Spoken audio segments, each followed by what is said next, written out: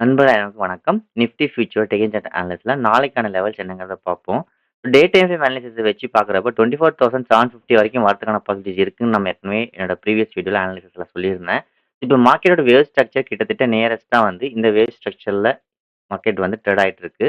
இந்த வேவ் ஸ்ட்ரக்சருக்கு மேல ஹைய பிரேக் பண்ணிட்டு மறுபடியும் இங்க அகைன் மார்க்கெட் ஒரு பிரைஸேஷன குடுத்துட்டு மார்க்கெட் வந்து ட்ரேட் ஆயிட்டு இருக்கு. ஸோ இப்போ இம்பார்ட்டன்டான ஜோன் அப்படின்னு பார்த்தீங்கன்னா 25,490. ஸோ இந்த ஜோனுக்கு மேலேயே மார்க்கெட் சஸ்டெயின் ஆச்சுன்னா ஸோ அகைன் மார்க்கெட் இந்த ரெசிஸ்டன்ஸ் ஜோனை ரீச் பண்ணுறதுக்கான நிறைய சான்சஸ் இருக்கு.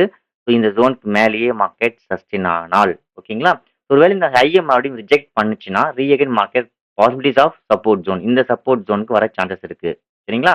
25,250 வரைக்கும் இந்த ரெசிஸ்டன்ஸ் ஜோன் சப்போர்ட் ஜோனை பிரேக் பண்ணுச்சுன்னா 25,250 வரைக்கும் வரதுக்கு சான்சஸ் இருக்கு. 2.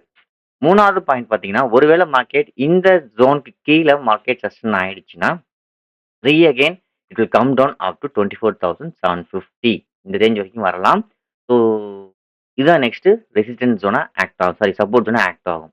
இங்க மறுபடியும் அகைன் ஒருவேளை பிரேக் பண்ணி சஸ்டெயின் ஆக முடியாது ஃபெயில் ஆயிடுச்சுன்னா, it will go up to again market 24,000 25,490 and then 25,940. So இதான் நாளைக்கான லெவல்ஸ். ஸோ நாளைக்கு மார்க்கெட் எந்த லெவலுக்கு மேல மார்க்கெட் சஸ்டெயின் ஆகுதுன்னு பார்ப்போம். ஸோ நெக்ஸ்ட் ரெசிஸ்டன்ஸ் ஜோனுக்கு ரீச் ஆகுதா, சப்போர்ட் ஜோனுக்கு போதான்னு பார்ப்போம். ஸோ தேங்க்யூ ஃபார் வாட்சிங்.